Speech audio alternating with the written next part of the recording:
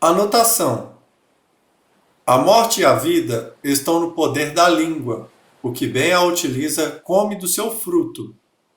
Provérbios capítulo 18, versículo 21. Capítulo 10. A língua difamadora. Se você ouviu ou leu qualquer ensinamento sobre a língua, provavelmente passou por esse versículo várias vezes. Já o mencionamos neste estudo, mas ele é tão vital que vale a pena revê-lo. Pense sobre ele por um momento. A morte e a vida estão no poder da língua. Temos alguma ideia do que significa? Significa que você e eu passamos pela vida com um poder incrível, como o fogo, a eletricidade ou a energia nuclear, bem debaixo do nosso nariz. Um poder que pode produzir a vida ou a morte, dependendo de como é usado. Com esse poder, temos a capacidade de fazer um grande bem ou um grande mal, um grande benefício ou um grande malefício.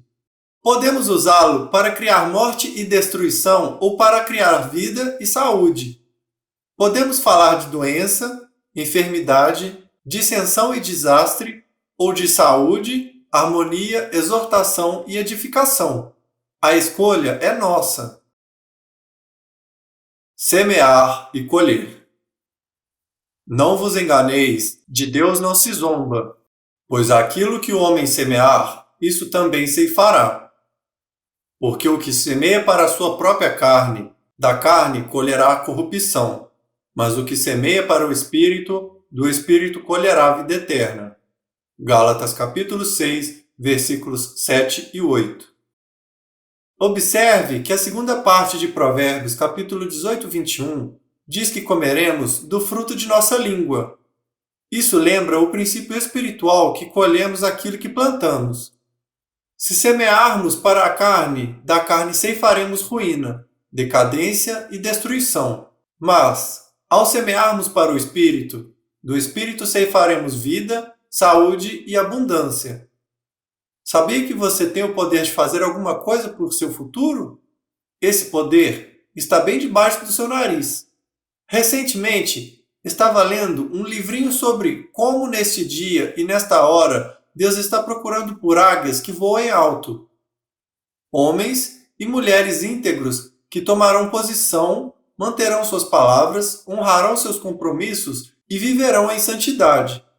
O livro dizia: é terrivelmente difícil ser uma águia que voe alto quando você está rodeado por tantos urubus. Às vezes é difícil manter o controle da língua, ser positivo, louvar e glorificar ao Senhor, quando ao redor todos preferem ceder à murmuração, às queixas e a todo tipo de negativismo. Você está usando sua língua para exortar e edificar ou para desencorajar e destruir? Você a usa para edificar a si mesmo e aos outros ou para destruir? Você tem alguma ideia do quanto as palavras de sua boca são importantes? Como já enfatizamos, se há uma área na qual precisamos exercer disciplina e domínio próprio é na escolha de nossas palavras. Compartilhei com você como o Senhor uma vez me disse que meu pior problema era que eu falava demais. O que dizia não era ruim, era só tagarelice. Você sabe o que a Bíblia diz sobre isso? Ela diz que se falarmos demais vamos ter problemas. Eclesiastes capítulo 5, versículos do 1 ao 7. É o que tenho aprendido em meus anos de ministério. Se falar demais, fico desconfortável e perco a minha paz. Não por falar alguma coisa má, mas simplesmente porque eu preciso ficar quieto e ouvir. Dizer uma boa palavra. O servo do Senhor diz: o Senhor Deus me deu a língua de eruditos, para que eu saiba dizer boa palavra ao cansado. Ele me desperta todas as manhãs, desperta-me o ouvido para que eu ouça como os eruditos, como quem é ensinado. Isaías capítulo 50, versículo 4. Precisamos ser treinados a manter um ouvido afinado com Deus. Também precisamos ser como Tiago nos orienta. prontos para ouvir e tardios para falar. Tiago, capítulo 1, versículo 19. O que você acha que aconteceria se pensássemos antes de falar? Será que evitaríamos falar o que não devíamos? O profeta diz que o Senhor lhe deu a língua de eruditos, um aprendiz, alguém a quem é ensinado, para que ele soubesse como dizer boa palavra ao cansado. Você vê pessoas cansadas no corpo de Cristo? Sim, o mundo tem problemas sérios, mas também há muitos que são nascidos de novo, cheios do Espírito de Deus, mas que estão necessitados. Como uma ministra, não vejo a alegria que deveria estar em evidência no povo de Deus. De acordo com a Bíblia, a alegria do Senhor é a nossa força. Números capítulo 8, versículo 10. A alegria não é encontrada nas circunstâncias. Ela é encontrada em Cristo, o mistério das eras que habita em nós. Você e eu estamos aprendendo a encontrar alegria somente em Cristo. Enquanto estivermos no processo, falar palavras no tempo devido nos impedirá de enfraquecer. Não é conveniente que estas coisas sejam assim. A língua, porém, nenhum dos homens é capaz de domar. É mau e incontido, carregado de veneno mortífero. Com ela, bendizemos ao Senhor e Pai. Também com ela amaldiçoamos os homens, feitos à semelhança de Deus. De uma só boca procede bênçãos e maldição. Meus irmãos, não é conveniente que estas coisas sejam assim. Tiago capítulo 3, versículo 8 ao 10. Durante os anos de minha vida em ministério, aprendi muito sobre fofoca, julgamento, crítica e sobre achar falhas nos outros. Tenho aprendido que essas coisas desagradam a Deus. Incomoda a Ele o fato de que, com a mesma boca que usamos para bendizê-lo e louvá-lo, amaldiçoamos e condenamos nossos companheiros, feito à sua imagem, assim como nós. Isso não é fácil de fazer, não é? Você sabe por quê? Por causa do orgulho. Orgulho é uma atitude da qual pensamos que estamos limpos. E se as pessoas não estão de acordo, achamos que deve haver alguma coisa errada com elas. A Bíblia diz que todos os caminhos dos homens são puros aos seus olhos. Provérbios capítulo 16, versículo 2. Seria bom se pudéssemos escolher 3 ou 4 amigos, sentar com eles várias vezes ao ano e perguntar: como você me vê? Porque nos vemos muito diferentes da maneira como os outros nos veem. Acho que um dos maiores favores que podemos fazer a Deus e a nós mesmos é entender que temos muito de caminhar a fim de nos tornarmos perfeitos. Bem, não há nada de errado em ser imperfeito se tivermos um coração perfeito em relação a Deus. O Senhor olha o nosso coração e nos considera perfeitos enquanto buscarmos o caminho da perfeição. Se fôssemos tão humildes a ponto de nos ver como realmente somos, não seríamos tão rápidos em criticar ou espalhar aquela crítica, aquela difamação. Espalhando a difamação. No dicionário grego, encontrei uma definição da palavra difamadores.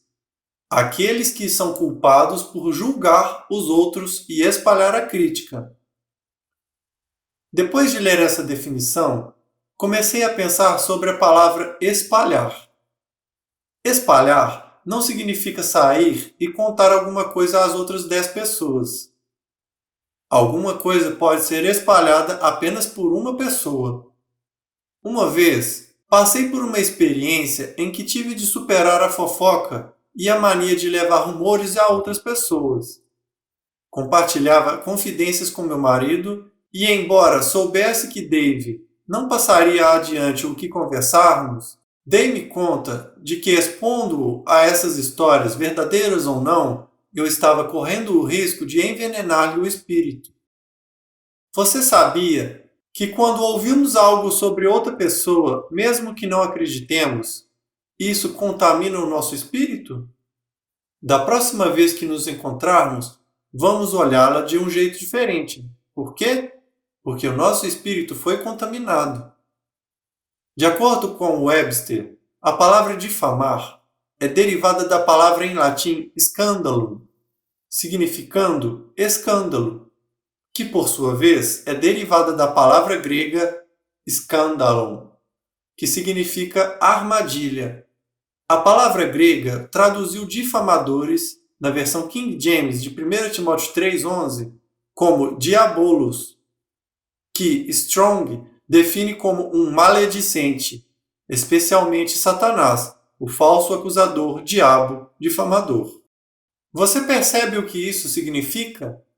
Significa que quando difamamos alguém ou acusamos outra pessoa falsamente, estamos permitindo que o diabo use nossa boca. Como Tiago nos diz, não é conveniente que estas coisas sejam assim. Tiago, capítulo 3, versículo 10. Agora, por favor, compreenda. Não estou trazendo esta mensagem porque não tenha problema nessa área. Eu tenho. Por isso, se você também tem, não se sinta culpado. A razão para que o Senhor revele esta mensagem é porque deseja fazer alguma coisa boa em nossa vida. Mas a língua está afetando a unção. Muitos de nós provavelmente recebemos revelação para não julgar os outros ou falar asperamente. Embora rispidez não signifique exatamente difamar, essa palavra tem o mesmo peso. Se tenho a oportunidade de encorajá-lo, de ajudá-lo, de fazer você se sentir bem, fazer com que creia que consegue, mas escolho desencorajá-lo, destruí-lo, fazer você se sentir miserável, levá-lo a querer desistir, então há algo errado com minha língua. Há muitas pessoas no corpo de Cristo que usam a língua para propósitos errados, para maldizer e criticar, humilhar e desencorajar os outros. Preocupa-me ver tantas pessoas que vão até o altar para buscar conforto e libertação por terem sido feridas por outros 10, 15 ou 20 anos atrás. Com muita frequência, não conseguem tomar posse das coisas boas de Deus porque alguém as feriu ou mesmo quebrantou seu espírito, fazendo com que elas ficassem com uma imagem inadequada. Às vezes estão tão deprimidas e desesperadas que não conseguem superar sua condição. Você não faz ideia do quanto me dói ver pessoas que mal conseguem ficar de pé para se aproximar e conversar com alguém que tem autoridade espiritual como eu. Simplesmente por causa da maneira como foram tratadas no passado, geralmente por alguém de casa ou da igreja. Meu irmão, minha irmã, não é conveniente que estas coisas sejam assim. Não quebrante o espírito das pessoas. Pais, não irriteis aos vossos filhos. Não sejam duros com eles ou implicantes, para que não fiquem desanimados. Não quebrantem o espírito deles. Colossenses capítulo 3, versículo 21. Eu fiz isso com meu filho mais velho. Era ignorante e não sabia nada. Gostaria de ter criado meus 2 primeiros filhos tão corretamente como criei meus 2 últimos. Somos produtos do ambiente de onde viemos.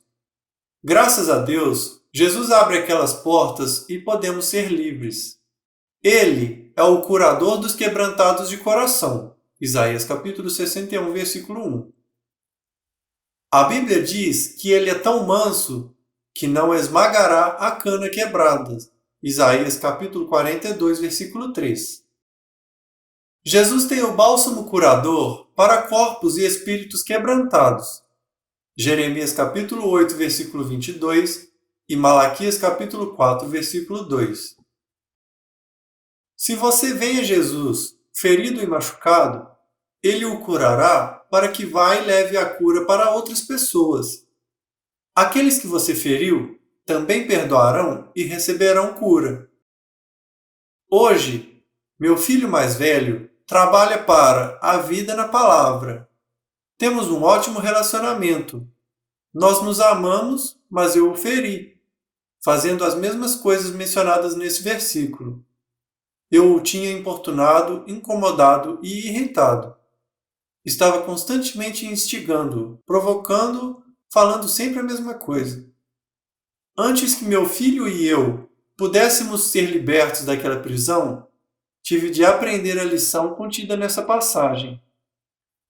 Espero que você aprenda mais rapidamente do que eu. Não quebrante o espírito de outra pessoa.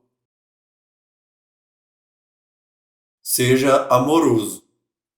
Esposas, sede submissas, subordinadas e adaptadas ao próprio marido, como convém no Senhor. Maridos, amai vossas esposas, sejais amorosos e solidários com ela, e não as trateis com amargura.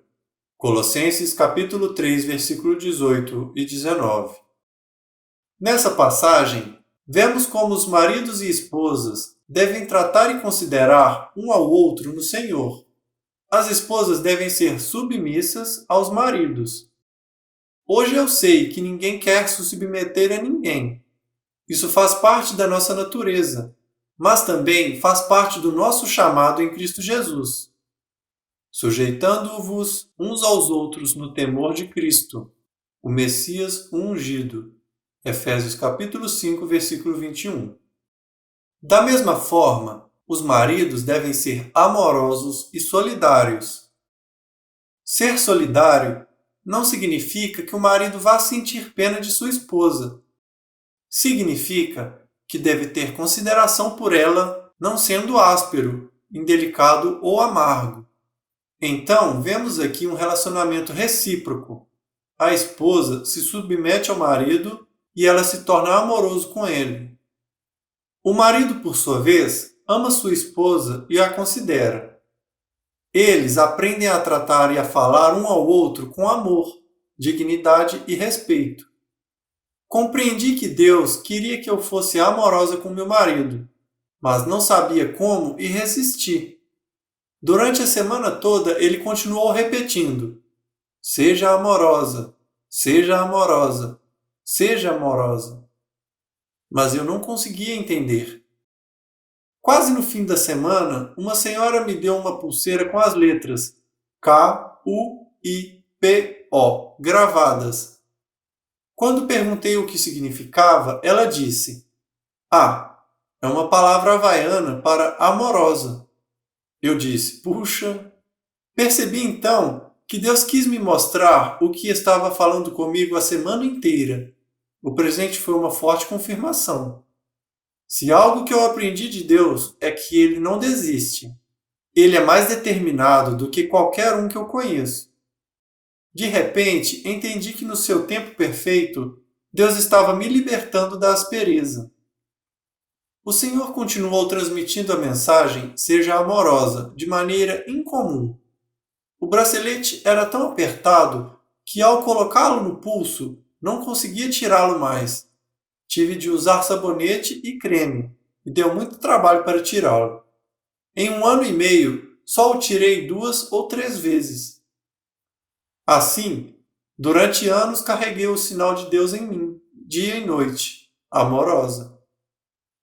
Essa palavra pode não ser a mais apropriada, mas nessa passagem é exatamente o que Deus está dizendo aos maridos e às esposas. Sejam amorosos. Se você quiser ter um marido amoroso, seja uma esposa amorosa. Se você quiser ter uma esposa amorosa, seja um marido amoroso. Experimente, funciona. No começo, eu não sabia como ser amorosa. Ainda estou aprendendo, mas estou muito melhor. Apenas seja doce, carinhosa, agradável e incentivadora. O espírito é a chave.